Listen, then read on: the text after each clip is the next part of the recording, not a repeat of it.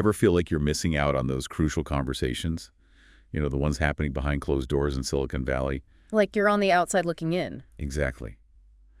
But what if we could pull back the curtain and get a glimpse into the minds of some of tech's biggest players? Sounds like a pretty exclusive club.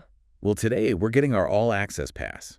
We're diving deep into the All In podcast, a show that gives you a fly-on-the-wall view of 4 prominent venture capitalists and entrepreneurs. All right, let's hear about these heavy hitters. We've got Jason Calacanis, an early internet investor, Chamath Palihapitiya, known for his work with Social Capital, David Sachs, the founder of Yammer, and David Friedberg, a successful entrepreneur in both tech and agriculture.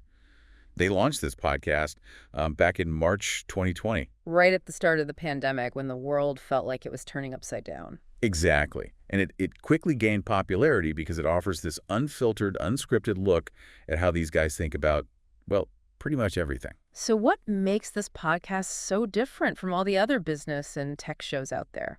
It's the unique blend of perspectives you get. I mean, these guys have been in the trenches, they've built companies, invested in startups, and navigated the ups and downs of the market. So they're not just talking heads. They're sharing real-world insights based on their own experiences. It's like getting a crash course in venture capital, entrepreneurship, and market analysis all rolled into one. Yeah, and they don't shy away from controversial topics either. They're not afraid to debate and dissect complex issues. So what kind of things do they actually talk about on the show? Oh, everything from the latest trends in artificial intelligence and blockchain to the future of work and the impact of globalization. So for someone who's interested in, say, the world of startups, what kind of insights could they gain from listening to All In? Well, they talk a lot about what it takes to build a successful company from the ground up.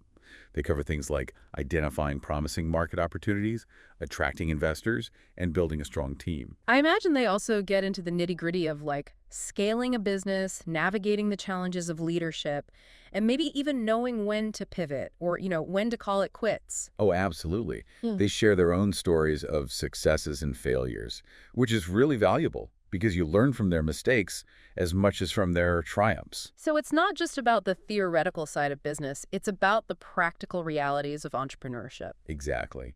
And it's not just for entrepreneurs either.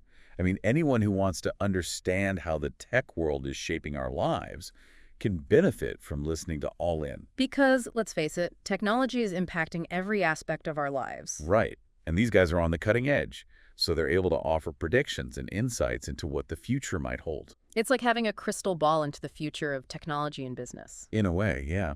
And they don't just stick to business and tech either. They also get into politics, economics, and even personal growth. Now that's interesting. What kind of political views do they espouse?